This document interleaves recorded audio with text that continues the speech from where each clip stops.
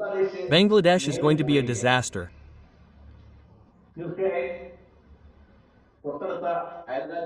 Of course, as a close neighbor, we are also feeling the heat of the situation there.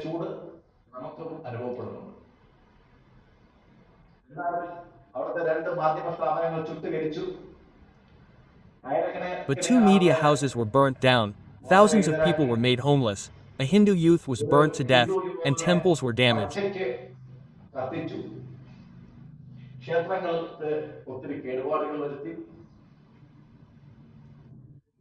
Dot. Bangladesh is in a very critical situation where India can provoke India. Dot. We know that the protests against India are part of their internal problems. They ousted their president. It is true to say that we gave them asylum. When a leader of a country asks for political asylum for his life, it was India's duty to give him asylum. India has given him political asylum. He has been living in Delhi as a guest of India for the past 1.5 years. All this is not very pleasant for India. Dot. If there is instability in our distant country, it will affect our business, our economy, our law and order situation. The number of refugees coming to India will increase. But this is not something we have brought about. What I mean to say here is that there have been attempts to kill many people involved in this student movement. Dot. According to the media reports we know, at least 3 people, two of whom have died. One person has been shot. All this is being done by unknown people. Now, when we are an observer and we do not get any input from Bangladesh and the information we get is not correlated with each other, then of course we will be confused.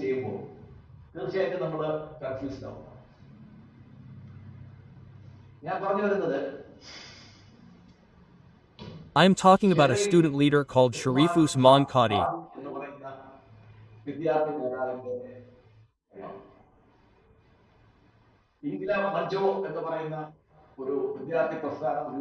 He is a person who formed a student movement called Inkelilab Manjo and through it wanted to contest the elections in Bangladesh on February 12 as an independent candidate.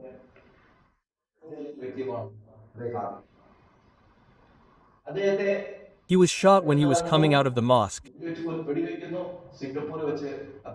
He attained enlightenment in Singapore. If this concerns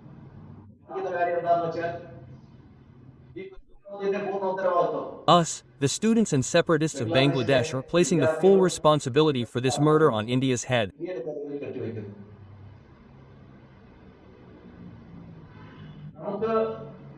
We may have needed such things in our relations with Pakistan. But it is not time for India to formulate such a policy towards Bangladesh. So who killed him? The question of who is responsible for it has become a question mark among the nations of the world. The media in Bangladesh is complete nonsense. The Bangladeshi I read, there is no information about this in the newspapers. Dot.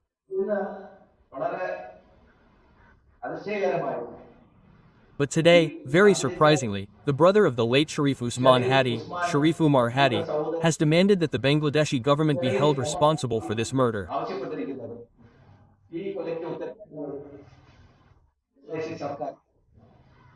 Dot. Of course, I came to this conclusion first. The riots start the very next day after the election was declared. So when we think about a crime, especially when a murder takes place, we always point our finger at who is the beneficiary. India does not need to kill a student in such a murder.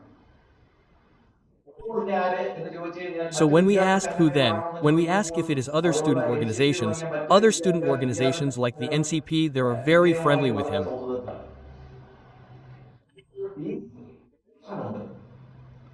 So, it is Mr. Yunus who is able to stay in power for more days because of this riot or this death and the riot that followed it.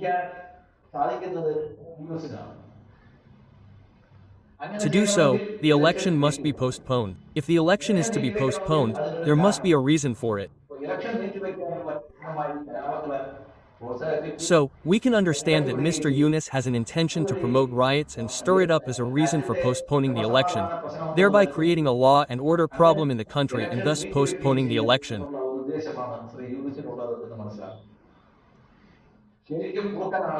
This Yunus is really a fox, in his stance, in his looks and in his intelligence, he is a lying fox.